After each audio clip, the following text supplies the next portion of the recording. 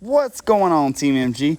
Today I am working with Carl. Carl is a 3-year-old quarter horse, and I'm going to be working on how to slow down in a big open field. The big misconception in a big open field is the big open field is making your horse run away. There's really no difference between the big open field and the round pen in the arena. In the round pen in the arena, we don't want to slow that horse down by holding them back. We want to be able to left or right redirect them. So the first thing I'm doing there is just checking to make sure my horse flexes in both directions. I have their head. Then I'm making sure I can move their butt, because the secret to getting your horse to slow down on a loose rein in a big open field is that we can take their butt away from them. The next thing that I'm going to be looking to do, once I have their head and their butt, I'm going to let that horse move off on that loose rein. And every time that he speeds up, instead of me looking to pull him back where he argues with me, I'm going to pull him around to the side and create this circle here.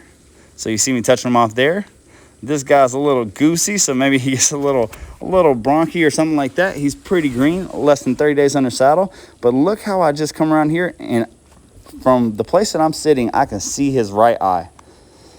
And what you're going to see is as this ride goes on, he's going to get flatter and flatter. He's kind of bunched up there. He really doesn't know what he wants to do with that energy. So I am touching and releasing to the right, going forward, touching here to the right again. The whole time I can see his eye, and then I'm giving him the rein. Look at the slack and the looseness in the rein there. I'm up, I'm encouraging him to go forward. Look at how I'm one-handed there, leaving that inside hand free to pull him around if there were an issue. So if this horse was going to run or buck or rear or do anything funky, he needs his back end under him. You see when he's tracking straight how his back end is driving in a straight line. That's where his power is coming from. So if we have the ability to just slide down so softly and so easily like that, you see how I'll just reach down and redirect his head to the inside and let him go? Very quickly, the hottest horse is going to want to go somewhere. It's going to slow down, because straight lines are where they're strong and where they're powerful. So if he thinks every time that he surges without me asking, I'm going to redirect him, in this case, redirecting him in a circle around my camera woman, he wants to slow down and backpedal on his own.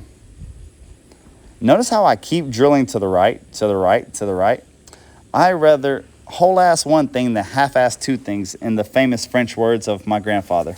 So now we're switching sides because he got good at the right side. Now we're going to do the left side. Look on my outside hand, since I know I'm not going to be pulling him to the right. Look how I use my outside hand or my right hand to hold the center of the reins. And what I'll do is use that outside hand to slide my hand and find his face on the inside and pull him to the inside. In this circle, the inside being the left, I give him his face, slide my hand down, pull him to the left. Give him his face, slide my hand down and pull him to the left. If you get where you can do this at a walk, trot, canter, gallop, your horse will never run away with you because they don't think they can. This is the opposite of grabbing up on a tight rein. Look how loopy those reins are on that little colt in a big open field where he has nothing but space and opportunity, but he doesn't feel like he can really take us for a ride or run with us. Now we're going to ask him to canter off. Look how nothing changes. Just because we're cantering, I do not tighten up the reins. If anything, I give him even more rein. Look how floppy and loose those reins are.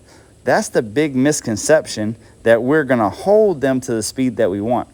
By the time that we start grabbing them with two hands and putting them in their place, or grabbing them with one hand and getting them shorter on the rein, that's for a horse that already knows his job and already knows how to be calm and relaxed and easy. If this little colt can go out here with less than 30 days of ride and go in a big open field, there's no reason that any of your horses at home shouldn't be able to do this. If you can't go in a big open field with your horse and you can't control him in a field, the misconception is you can't control him because of the field. What that tells me is we weren't in true control and real control anywhere. We weren't in control in the round pen. We weren't in control in the arena.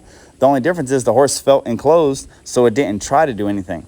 But if we can't turn them around or pull them around in a big open field with nothing going on, that tells us that we don't have enough control of the horse's head and his butt.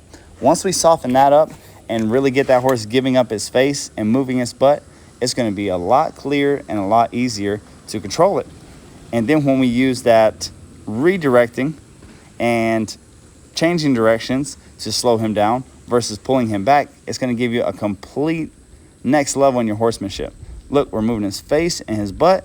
As long as you guys do that, you're going to be able to get your horse to lope around on a loose rein anywhere that you go.